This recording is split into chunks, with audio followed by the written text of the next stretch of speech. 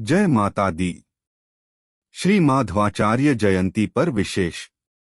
श्री माधवाचार्य जयंती आज भक्ति आंदोलन के प्रमुख संत और द्वैत वेदांत के प्रवर्तक श्री माधवाचार्य जी की जयंती है। इन्हें आनंद तीर्थ और पूर्ण प्रज्ञ के नाम से भी जाना जाता है। इन्होंने एक धार्मिक सुधारक के रूप में काम किया और सनातन धर्म ग्रंथों का प्रचार प्रसार किया। माधवाचार्य जी का जन्म विजयादशमी के पावन अवसर पर हुआ था, इसलिए उनके सम्मान में हर साल विजयादशमी को उनकी जयंती मनाई जाती है। आइए जानते हैं कि माधवाचार्य का जीवन कैसा था और उन्होंने भारतीय संस्कृति के उत्थान के लिए क्या-क्या कार्य किए। श्री माधवाचार्य की जीवनी।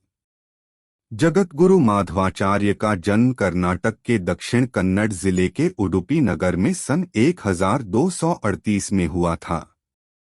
अल्पायु में ही इन्होंने वेद पढ़ना शुरू कर दिया था और सन्यासी बन गए थे। अपनी शिक्षा पूरी करने के बाद इन्होंने द्वैत दर्शन नामक मठ का निर्माण किया और द्वैतवाद के प्रचार प्रसार में लग गए। द्वैतवाद का सिद्धांत अद्वैतवाद के विपरीत है। यह आत्मा और परमात्मा के बीच अंतर स्थापित करता है। अहम ब्रह्मास्मि अर्थात मैं ही ब्रह्मा हूँ को द्वैतवाद में एक भ्रम के रूप में देखा जाता है। माधवाचार्य जी ने वेद, उपनिषद, श्रीमद् भगवद गीता, श्रीमद् भागवत पुराण समेत कई अन्य ग्रंथों का भाष्य किया और अपनी व्याख्याओं की तार्किक स्पष्टता के लिए अनुव्याख्यान नामक एक ग्रंथ भी लिखा। माधवाचार्य जी को एक समाज सुधारक के रूप में भी जाना जाता है। वह यज्ञों में होने वाली पशुबलि के खिलाफ खड़े होने वाले पहले व्यक्ति थे। उन्होंने कई सामाजिक कुरीतियों के खिलाफ लड़ाई लड़ी और लोगों को सही रास्ता दिखाया। माधवाचार्य भगवान विष्णु के अनुयायी थे। उन्होंने देश के कोने कोने में जाकर अपने द्वैतवादी सिद्धांत की मदद से भगवान विष्णु का प्रचार किया। उन्होंने उडुपी में एक कृष्ण मंदिर का निर्माण करवाया, जो बाद में उनके अनुयायियों के लिए एक तीर्थ स्थल बन गया।